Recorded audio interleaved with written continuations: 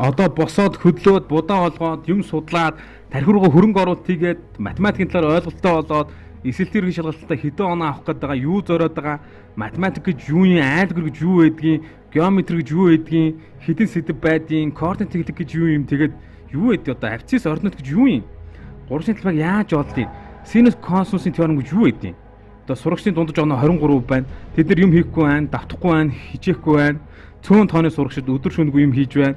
Тэд нар танкс, катанкс, логарифм, интеграл, уламжлалт, пункт, дисперс, стандарт хазаалт юу байдаг юм гэж мангар их юм байгаа байхгүй юу. Тэгээд зүгээр ховж ухаад л тэгээд том яриад л суугаад л тэгээд гайгүй юм хийх нүхээр энэ тэнд стори хийгээд ингэж ин тэгж ин энд ингээ ийм мэдж ин тэгж ин гэл ийм ингээд л одоо come on guys. Бид нар одоо ингэж байгаад байх юм уу? Хизээ болж ингэж байх юм бэ? Ээж чинь боллоо штэ, дууслаа штэ. Ээж ухлаа дуустаа штэ. Та бүгд ээж шүгэн штэ. Мэдчих байгаа штэ. Энийг үжиж чи шүгэн, би чи шүгсэн. Тэгээд бодлого бодохгүй юм уу? Ингэж болоо юм уу?